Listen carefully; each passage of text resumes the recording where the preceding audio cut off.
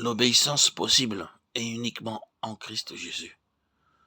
Nous avons été baptisés en sa mort, Romains 6,3. Nous avons revêtu Christ.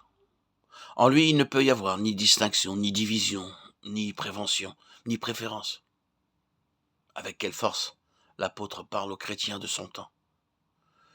La croix, leur dit-il, les sépare du monde, de ses façons de faire, de ses ambitions, de ses plans.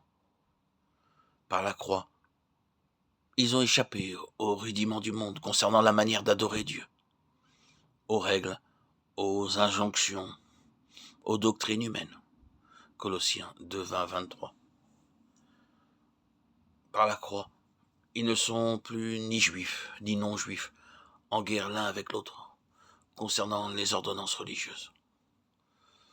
Dans la mesure où nous sommes plantés avec Christ en sa mort, nous réalisons la puissance de la croix pour nous affranchir de toutes ces choses. Quelle est la portée de ce message pour nous, dans nos conditions actuelles? Cet aspect de la croix du calvaire a une importance infinie pour le chef ressuscité. L'Esprit éternel est à l'œuvre dans les membres du corps, désirant ardemment d'amener chacun d'eux à la place qu'il doit occuper. Chacun étant parfaitement uni à la tête et aux membres du corps, peut croître normalement. C'est de Christ et grâce à tous les liens de son assistance que tout le corps, bien coordonné et formant un solide assemblage, tire son accroissement et s'édifie lui-même dans l'amour. Éphésiens 4,16. Si chacun cède à la puissance de la croix pour détruire toute inimitié, opposition de la vieille création qui se manifeste par des préventions, des préférences, de l'orgueil, de l'obstination, de l'étroitesse, toutes ces causes de division et de désunion disparaissent insensiblement entre les membres vivants du corps de Christ.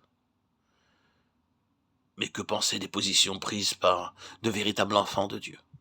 Positions qui séparent, qui empêchent toute union, et qui sont, à vue humaine, sans réconciliation possible. Comment ces brèches ouvertes dans le corps de Christ peuvent-elles être fermées? Spirituellement parlant, Éphésiens chapitre 2 donne la réponse. Oui, elles peuvent l'être. Elles doivent l'être. À la croix, place de l'unité. Et comment les fermer? Demande-t-on. Le fait d'accepter le message de la croix implique la réception de l'esprit de l'agneau et sa manifestation en faveur des autres.